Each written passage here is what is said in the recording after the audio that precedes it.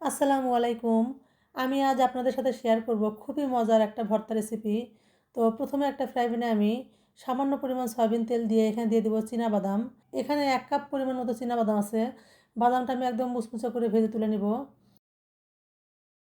তারপর আমি ওই ফ্রাই প্যানেই পরিমাণ মতো সয়াবিন তেল দিয়ে এখানে দিয়ে দেব আস্ত কাঁচামরিচ, আদা রসুন কুচি ও পেঁয়াজ কুচি, সামান্য হলুদের গুঁড়ো দিয়ে আমি এগুলো ভালোভাবে ভেজে নিব। তো এগুলো আমি সোনালি রং করে ভেজে উঠিয়ে নিব। এরপর আমি এখানে ৪টা শুকনো মরিচ ভেজে নিব। আপনারা যদি ঝালটা একটু কম বেশি খান তাহলে একটু মরিচটা বাড়িয়ে কিংবা কম করে দিতে পারেন। তারপর আমি এখানে এগুলো আমি ঠান্ডা করে নিব। তারপর একটা ব্লেন্ডার জারে দিয়ে আমি সবগুলো উপকরণ একসঙ্গে দিয়ে দিব। দিয়ে স্বাদ মতো লবণ দিয়ে আমি এটা ব্লেন্ড করে নিব। তো আমার হাতের সমস্যার কারণে এটা আমি ব্লেন্ড করতেছি। আপনারা চাইলে এটা শিলপাটায় বেটে নিতে পারেন। তো আমার এটা ব্লেন্ড করা হয়ে গেছে।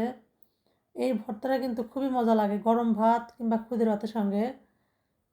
আপনারা এভাবে একবার ট্রাই করে দেখবেন। আশা করি ভালো লাগবে। ভালো লাগলে লাইক, কমেন্ট, শেয়ার করে পাশে থাকবেন। আল্লাহ হাফেজ।